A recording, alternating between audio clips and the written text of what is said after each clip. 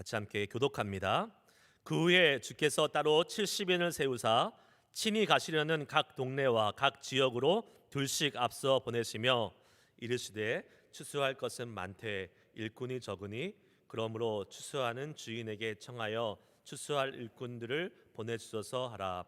갈지어다 내가 너희를 보냄이 어린 양을 이리 가운데로 보냄과 같도다. 전대나 배낭이나 신발을 가지지 말며 길에서 아무에게도 문안하지 말며 어느 집에 들어가든지 먼저 말하되 이 집이 평안할지어다 하라. 만일 평안을 받은 사람이 거기 있으면 너희의 평안이 그에게 머물 것이요 그렇지 않으면 너희에게로 돌아오리라. 그 집에 유하며 주는 것을 먹고 마시라. 일꾼이 그 싹을 받는 것이 마땅하니라. 이 집에서 저 집으로 옮기지 말라.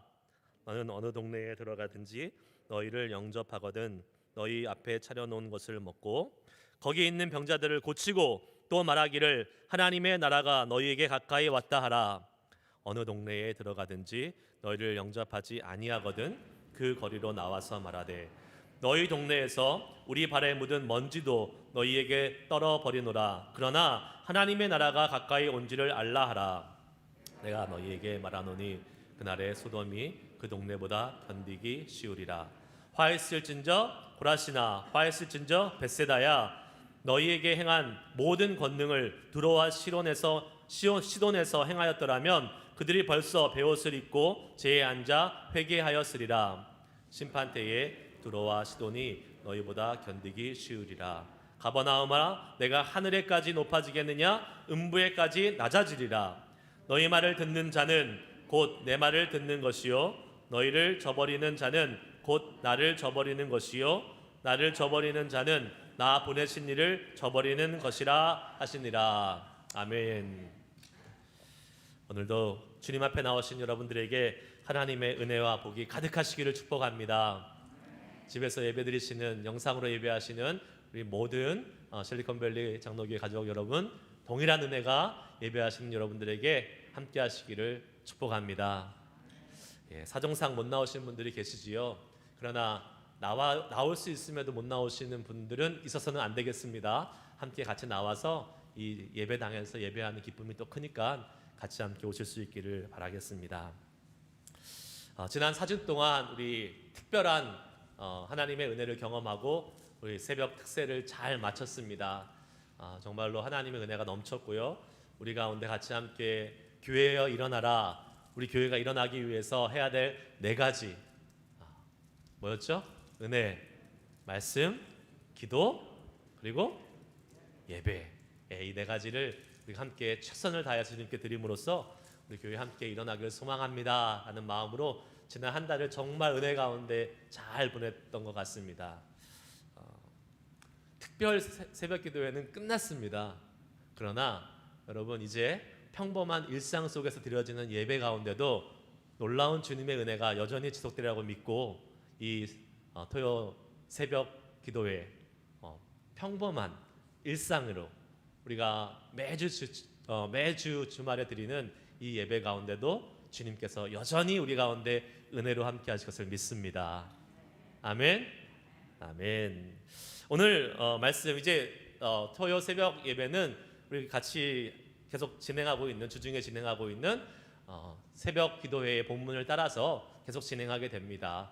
그래서 여러분들 미리 이제 본문도 예상하실 수 있고 그렇기 때문에 미리 한번 본문을 읽고 오시면 더 도움이 될 거고요. 더 말씀을 듣는데 이해하는데 또 은혜 받는데 도움이 될 거라고 생각을 하고 한번 예배 오시기 전에 이 새벽 기도에 나오시기 전에 본문을 미리 한번 읽고 또 묵상하고 오시면 더 큰 은혜가 있을 줄 믿습니다.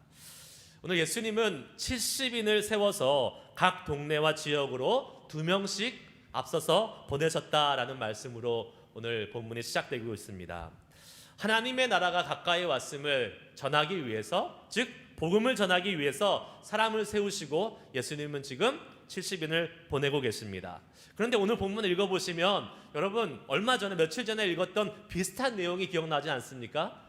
예수님께서 12제자들을 각 마을과 고을에 전도하기 위해서 보내셨다는 것을 우리는 누가복음 9장 바로 앞장에서 살펴보았고 그 내용이 비슷하게 반복되는 것을 보게 됩니다.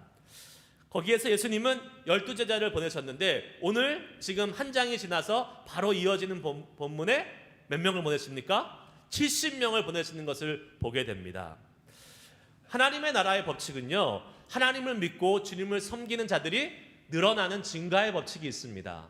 12명 처음에 보내셨는데 그 다음에 줄어서 6명 보낸 게 아니라 몇 명 보내셨습니까? 70명 보내셨습니다. 주를 위해서 일하는 사람들이 점점 많아지는 것, 그것은 하나님 나라의 너무나도 당연하고 자연스러운 법칙임을 믿으시길 바랍니다. 하나님의 그 나라, 또 하나님의 교회, 하나님의 백성은 점점점 늘어가는 것이 성경의 법칙입니다. 사도행전 2장 47절 하반절에 보면 이런 말씀이 있죠. 주께서 구원받는 사람을 날마다 어떻게 하셨다고요? 더하게 하셨다라고 말씀하고 있잖아요. 날마다 주님을 믿는 사람들의 수를 더하게 하시는 그러한 은혜가 바로 주님을 믿는 사람들, 믿음의 공동체, 교회들에게 있어야 될 줄 믿으시길 주의 이름으로 축복합니다. 예, 그것이 제대로 된 교회예요. 건강한 교회고 건강한 믿음의 공동체의 모습인 것입니다. 그리고 주님이 이렇게 사람들이 늘어나게 된 이유가 무엇일까? 날마다 사람들을 더하게 하는 이유가 무엇일까? 그래서 사람들이 만나서 어떻게 할 건데요? 그냥 우리끼리 재밌게 노는 거 아닙니다. 왜요? 그만큼 이 밖에서 복음을 들어야 될 사람들이 많기 때문에 하나님은 더 많은 사람들을 부르셔서 추수할 일꾼들을 모으고 계신다는 사실인 것입니다. 오늘 본문 말씀의 2절에 이렇게 기록하고 있습니다. 이르시되 추수할 것은 많되 일꾼이 적으니 그러므로 추수하는 주인에게 청하여 추수할 일꾼들을 보내주소서 하라. 아멘. 여러분, 아무리 추수할 것이 많다 할지라도요, 그것을 거둘 수 있는, 수확할 수 있는 일꾼이 없으면 아무 소용이 없습니다. 그냥 그림의 떡이죠. 아름다운 열매, 탐스러운 열매, 그냥 보고만 있어야 되는 것입니다. 여러분, 우리가 사는 이 미국에서 이민 정책 중에 하나가 그 미국의 정책 중에서 아주 스트릭하고 엄격한 그 정책이 이민자들에 대한 정책이잖아요. 이 미국에 이제 자기들은 막 그냥 공짜로 쉽게 왔으면서 그 다음에 오는 사람들이 못 오게 막 지금 막 막으면서 아주 스트릭하게 하고 있습니다. 그런데 이 아주 스트릭한 이민 정책을 좀 느슨하게 할 때가 있습니다. 언제냐면 가을 되면 느슨하게 해줍니다. 왜요? 추수할 일꾼이 모자라요. 실제로 이 팜에 이런 그 농장에 열매들을 따야 되고 곡식을 거둬야 되는데 사람들이 없으니까 어떻게 해요? 히스패닉 그 남미 국가들, 중남미 국가들에게 문을 엽니다. 그때만 딱 열어서 시즈널 워커들을 받아들여요. 그래서 추수할 수 있도록 몇 개월 동안 일하게 하고 또 돌려보내는 일을 합니다. 그만큼 일꾼이 중요한 거예요. 일꾼이 없으면 아무리 농사가 잘 되고 아무리 거둘 것이 있어도 아무 소용없는 거 아니겠습니까? 하나님이 우리를 추수한 일꾼으로 부르시고 있다는 사실을 여러분 기억하시길 바랍니다. 예, 아무리 주변에 거두어드릴 그러한 예수 믿어야 될 사람들이 많으면 뭐 하겠습니까? 복음을 전하고 그 사람들을 거두어드릴 수 있는 그러한 일꾼들이 필요한데 그 주님이 그 일꾼들을 지금도 찾으시고 부르시고 계시고 저는 확신하기를 저와 여러분들을 그 추수한 일꾼으로 부르셨다고 믿습니다. 여러분, 지금 이 말씀은 지금 2022년도 1월달, 2월달이죠 벌써 2월달 그리고 이 북가주에 살아가는 우리들에게 너무나도 딱 들어맞는 말씀이 아닐 수 없습니다. 이 북가주, 샌프란시스코, 샌호세, 실리콘밸리 지역은 미주에서 가장 추수할 곳이 많은 지역 중에 하나입니다. 한 교단의 통계에 의하면요, 이 샌프란시스코 지역, 이 베이에리아 지역의 크리스찬의 비율이 아주 낮게 잡으면 3% 미만이라고 잡고 있습니다. 이거 말이 안 되는 일입니다. 선교지에서도요, 우리가 선교지에 갔을 때에 열심히 선교를 해서 3%가 넘으면 더 이상 선교지가 아니라 그래요. 거기는 선교사님들이 더 이상 오지 않아도 되고 자생적으로 복음을 전할 수 있는 선교 대상지에서 벗어났다라고 이야기합니다. 그런데 우리가 사는 이 베이 지역은 3% 미만이래요. 그러면 이 지역이 뭡니까? 선교지예요. 우리는 선교사로서 이 지역을 살아가고 있는 사명을 갖고 있는 겁니다. 그래서 미국의 최대 가장 큰 교단 중에 하나인 남침류 교회 교단에서는요, 이 베이 지역의 교회 개척을 집중적으로 투자하고 있어요. 그래가지고 다른 지역, 뭐 예를 들면 텍사스, 뭐 조지아, 플로리다 이런 데 개척하는 것은 지원을 좀 덜해요. 거기는 이미 믿는 사람들이 많다. 그런데 이 베이 지역에다가 개척을 한다 그러잖아요. 그러면 후원금도 2배로 줍니다. 그리고 계속 도와줘요. 엄청 도와줘요. 왜요? 이곳이 선교지고 그만큼 추수할 것이 많은 지역이기 때문이기 때문에 그렇습니다. 우리가 그런 곳에 살고 있어요. 여러분, 아마 우리는 체감적으로 느낄 거예요. 옛날에는 어땠습니까? 이민을 오거나 유학을 오면 교회가 아니면 정착을 할 수가 없었잖아요. 교회에서 픽업도 나오고 교회에서 처음에 세틀다운하는 모든 과정을 다 도와줬습니다. 제가 이 자리에 있는 것도 제가 말씀드렸잖아요. 25년 전에 샌프란시스코 공항에서 실리콘밸리 장로교회, 그때 지금 2 원로 목사님과 한 도목사님이 저를 픽업 나오셔서 우리 실리콘밸리 장로교회가 인연을 맺게 됐고, 그래서 지금 이 자리에 있는 거 아니겠습니까? 그런데 뭐 저는 예수를 믿는 사람이었지만 예수 안 믿는 사람들이 이민 오거나 유학 갔을 때에 20년, 30년 전만 하더라도 그 사람들은 교회의 도움을 통해서, 교인들의 도움을 통해서 교회의 복음을 접하게 되고 교회 생활을 하게 되는 경우들이 많이 있었습니다. 근데 지금 어떻습니까? 지금 교회 도움 필요 없어요. 지금 이민 오는 사람들, 유학 오는 사람들 혼자 힘으로 다 할 수 있습니다. 공항에 내리면요, 우버 타고 자기들이 에어비앤비 예약한 곳에 딱 가서 혼자 생활 다 합니다. 영어요? 이미 한국에서 공부 너무 많이 하고 와서 영어 의사소통에 아무 문제 없습니다. 도움 필요 없어요. 그래서 교회와 엮이기 싫어합니다. 교회 도움 받으면 교회 나가야 되니까 교회 도움 필요 없다고 얘기하고 혼자서도 알아서 잘해요. 그러니까 교회 도움 안 받습니다. 무엇이 문제일까요? 절박함이 없어지는 거죠. 마음의 가난함이 없어지는 겁니다.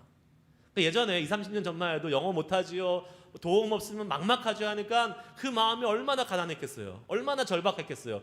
그러니까 그 교회에서 교인들이 도움의 손길을 내밀었을 때 그 돈을 덥석 잡게 되는 거고, 교회 도움을 받으면서 복음을 듣게 되고 교회에 나오는 것입니다. 그것이 사실 은혜예요. 근데 지금은 어떻게 보면 패역한 세대, 마음이 강팍한 세대가 된 거예요. 필요 없어, 교회 도움 필요 없어, 나 혼자 잘 살 수 있어, 이런 시대가 돼버렸습니다. 이민 사회요? 예전에는 교회 중심의 사회라고 했습니다. 지금은 아니요. 샌프란시스코 이민 한인 사회 보십시오. 이 베이 지역 실리콘밸리 이민 사회 보십시오. 교회에 안 나가는 사람이 훨씬 많습니다. 그게 현실이에요. 이 지역에 사는 사람들, 많은 사람들이 세계적으로 잘 나가는 유명한 회사에 다닙니다. 뭐 구글, 애플, 뭐 이런 수많은 반도체 회사들, 테크 컴퍼니에 다니면서 여러분, 이들이 어떻게 사는지 여러분들 대충 아실 겁니다. 아마 전 세계에서 제일 많은 연봉들을 받으면서 살고 있어요. 팬데믹 기간 지난 2년 동안 이들은 끄떡 없었습니다. 자영업 하시는 분들은 막 망하고 문 닫고 해도 이 기업들은 호황을 누리고 있어요. 주가가 막 계속 올라가요. 오히려 봉급이 오르고 보너스가 막 계속 나왔어요. 그러니까 여러분, 예수 믿는 사람들이 물질의 축복을 받으면 그 은혜를 알아서 주를 위해서 잘 쓰지만, 예수 믿지 않는 사람들이 물질이 많아지면 어떻게 됩니까? 그 다음에 하는 일은 뭐예요? 자신의 욕심과 욕망을 위해 쓰는 것밖에 없어요. 죄 짓는 데 쓰는 것밖에 없다니까요. 그래서 저는 소망해요. 물질의 축복이 우리 예수 믿는 사람들에게 많았으면 좋겠다. 여러분들의 많기를 축복합니다. 그래서 주님을 위해서 많이 쓸 수 있으면 좋겠어요. 그런데 예수 믿지 않는 사람들이 이 물질의 그러한 풍요로움을 받으면 그것은 복이 아니라 재앙인 것입니다. 이렇게 여러분, 믿지 않는 사람들이 너무나 많은 이 지역, 베이에어리아, 산호세, 실리콘밸리 에어리아, 2022년도 우리가 살고 있습니다. 그것은 무엇을 의미합니까?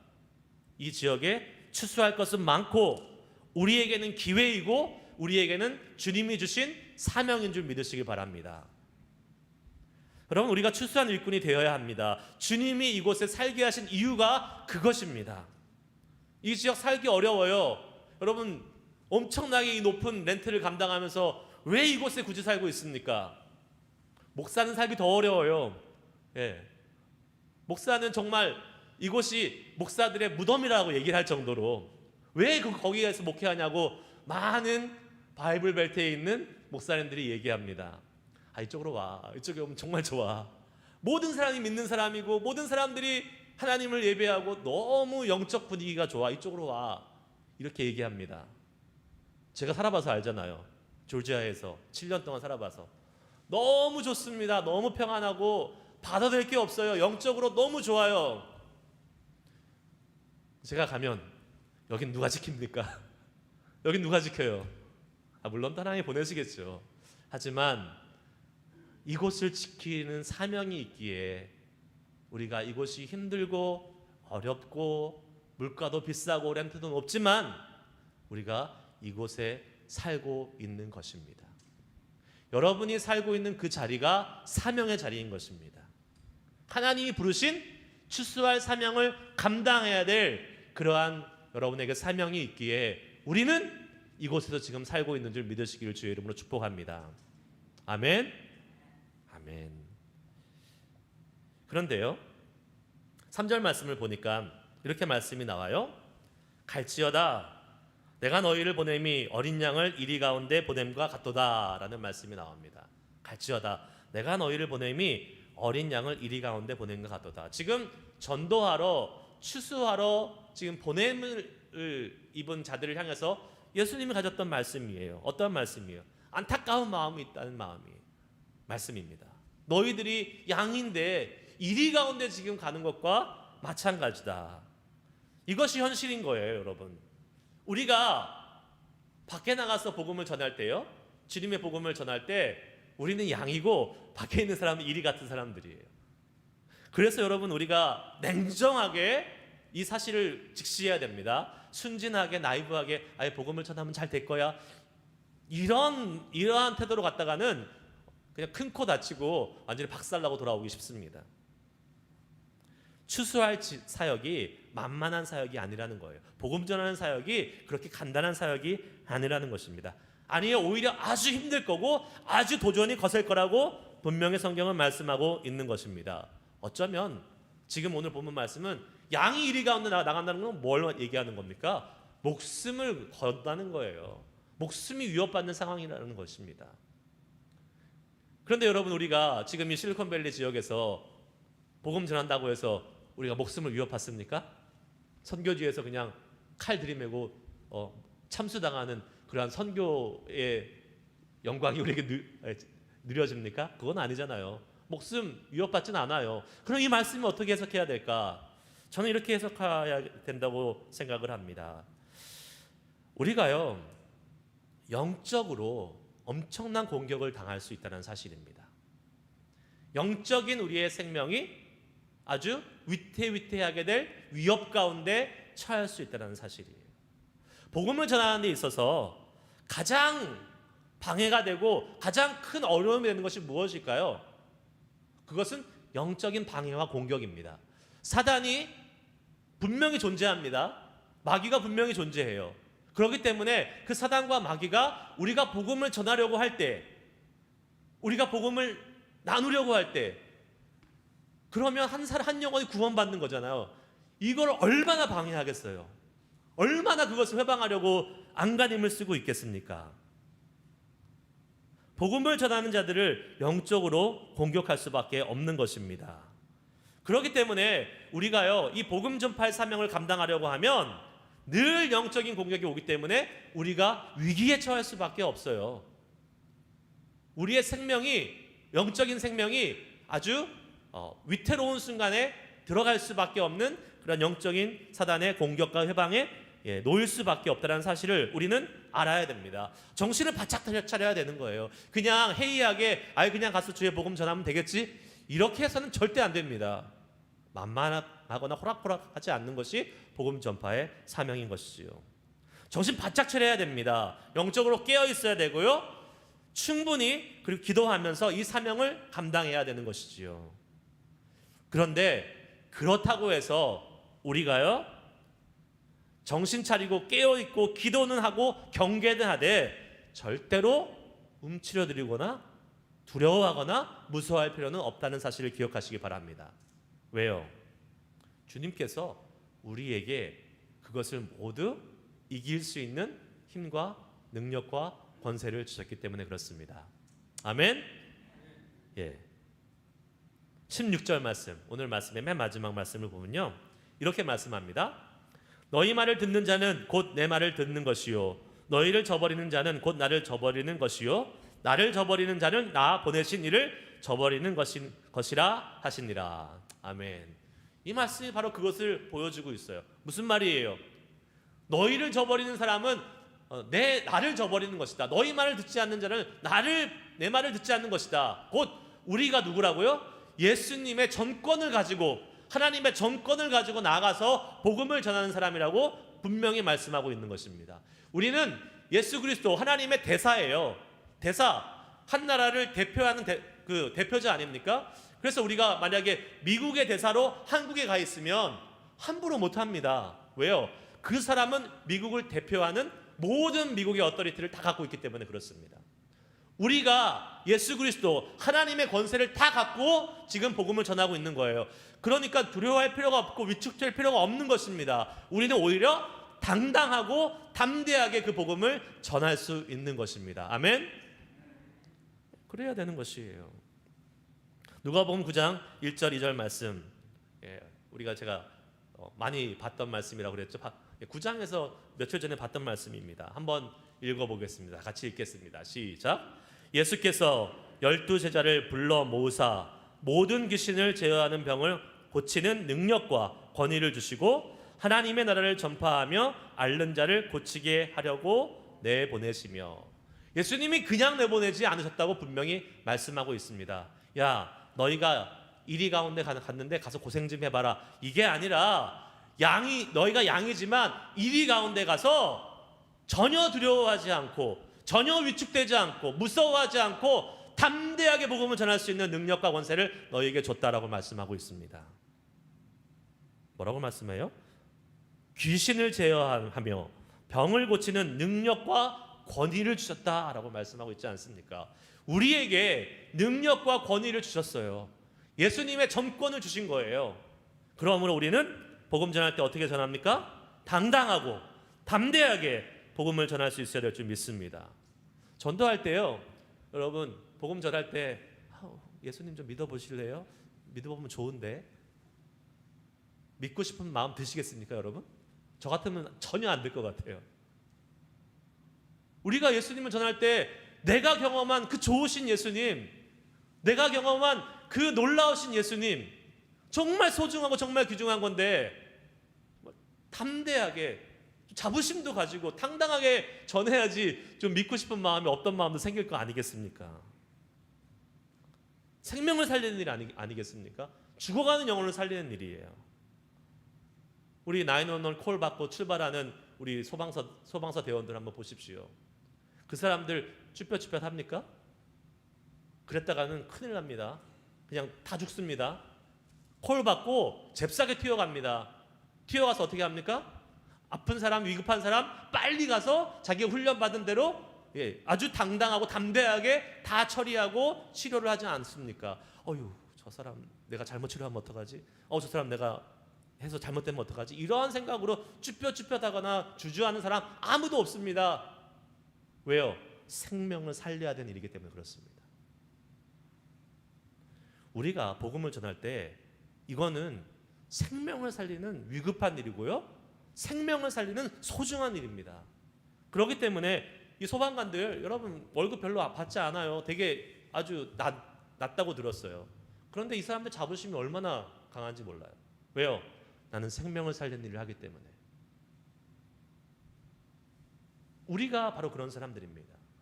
우리는 육신의 생명, 이 땅에서 80년, 90년 이 생명을 살리는 게 아니라 영원한 생명을 살리는 거예요. 비교 가치도 없어요. 우리는 훨씬 더 소중한 일을 하는 사람들입니다. 그렇게 복음을 전할 때 자신감과 당당함과 담대함으로 복음을 전할 때 믿지 않는 자들이 신뢰할 수 있는 거 아니겠습니까? 내가 911 불렀는데 와가지고 그 사람이 막 주저주저해요. 나를 어떻게 해야 될지 막 망설이고 있어. 그럼 내가 환자라면 어떨 것 같아요, 여러분? 여러분은 맡기고 싶겠어요? 아니, 빨리 가서 다른 사람 불러주세요. 이렇게 하고 싶지 않겠습니까? 우리에게 그런 힘과 권세, 능력을 주님이 주셨습니다. 아멘. 담대하게 전하세요. 담대하게 외치세요. 당당하게 외치세요. 그렇게 할 때 주의 권세와 능력이 더 강력하게 우리의 삶 가운데 나타날 줄 믿습니다. 아멘. 마지막 부분 10절에서 16절까지의 부분은요, 복음을 받아들이지 않는 사람에게 예수님께서 심판을 선언하시는 내용입니다. 심판. 복음을 듣고 영접하면 복의 길, 생명의 길이 열리는 거지만 복음을 듣지 않고 거부하면 심판의 결과가 이어질 수밖에 없는 것입니다. 이것은 엄연한 사실입니다. 특별히 본문 말씀에서는요, 고라신, 벳세다, 가버나움 이 지역을 콕 집어서 예수님이 말씀하시면서 이 지역은 지금 이스라엘 영토 안에 있는 복음을 많이 들을 수 있는 기회가 있었던 지역인 것입니다. 그런데 이 사람들이 거부했어요. 거부하니까 어떻게 말씀합니까? 너희들이 이방 땅인 두로와 시돈보다 더 큰 심판을 받을 것이다 라고 예수님이 저주하십니다. 복음을 받아들이지 않으면요, 복음을 들을 기회가 많았는데 복음을 받아들이지 않으면요, 더 큰 심판과 재앙이 임한다는 사실을 우리는 성경을 통해서 분명히 알고 있습니다. 복음을 거부하는 사람들에게 분명한 심판이 있습니다. 우리가 복음을 전할 때요, 복음은 양날이 있습니다. 동전의 두 면과 같아요. 하나는 복음엔 복이 있습니다. 하지만 복음을 듣지 않으면 심판과 저주가 있습니다. 이 복음의 양날을 잘 사용해야 돼요. 무조건 그냥 예수 믿으면 잘 될 거야, 복 받을 거야. 옛날에 사람들이 그래서 잘 될 거라 해서 왔는데 예수 믿고 나니까 잘 되지만은 않잖아요. 속아서 예수 믿었다라는 사람들이 옛날에 있지 않았습니까? 복음은 두 양날이 있어요. 복과 심판. 그것을 우리가 지혜롭게 잘 사용해야 돼요. 막 사용하면 되지 않습니다. 우리가 예전에 지금도 그런 사람도 있지만 예수 천당 불신지옥 하면서 막 편말 들고 막 사람들한테 얘기하는 사람들이 있잖아요. 그분의 열정은 제가 너무나 깊이 감사하게 생각합니다. 존경하고 존중합니다. 그 열정. 하지만 방법은 저는 존중하지 않습니다. 지혜롭지 못하다고 저는 생각합니다. 왜요? 사람들은요, 부정적인 것을 먼저 기억해요. 긍정적인 것을 기억하지 않습니다. 예수 천당, 불신 지옥. 뭘 기억한다고요? 불신 지옥 기억해요. 엄마가 좋아, 아빠가 좋아. 그러면 누구라고 대답한다고요? 뒤에 얘기한 거 기억해요. 뒤에 얘기한 거. 아빠를 뒤에 하면 아빠가 얘기해요. 예수 천당, 불신 지옥. 불신 지옥만 남는 거예요. 뒤에 얘기한 거. 왜냐하면 아무런 릴레이션십이 없어요. 인간적인 관계가 없는데, 그러한 관계가 없는데 갑자기 그냥 저주의 말을 얘기해 버리니까 그 마음이 어떻겠습니까? 기분 나쁘죠. 부정적인 생각이 계속 쌓이는 거예요. 교회에 대해서, 복음에 대해서 부정적인 마음만 계속 쌓여가는 것이 현실입니다.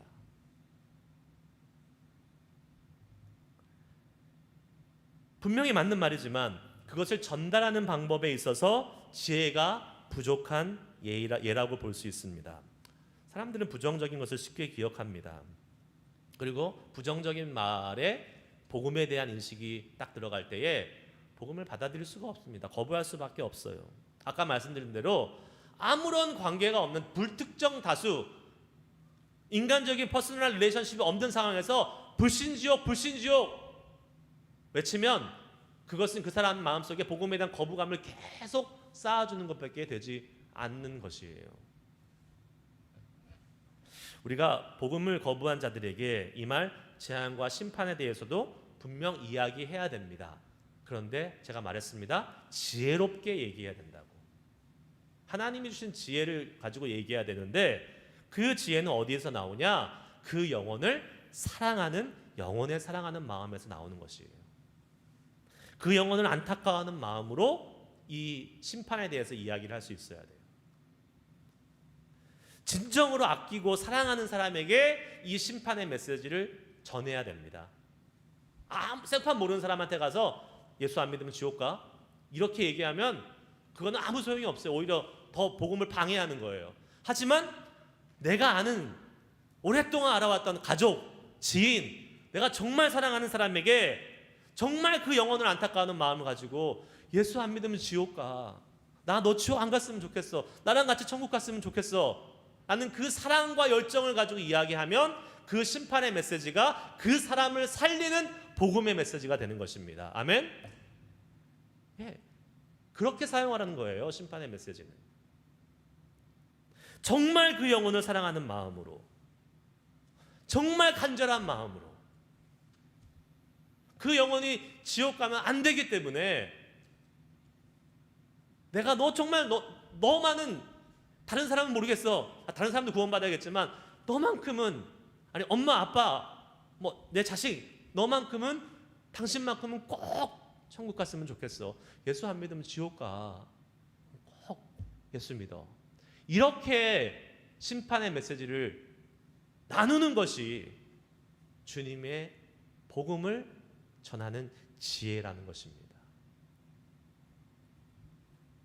우리가 그런 복음의 양날을 잘 지혜롭게 사용하여서 이 추수할 때에 많은 열매가 있는데 정말 주님이 주시는 지혜와 담대함과 권세를 가지고 이 추수할 사명을 잘 감당할 수 있는 우리 모두가 될 수 있길 주의 이름으로 축복합니다. 아멘.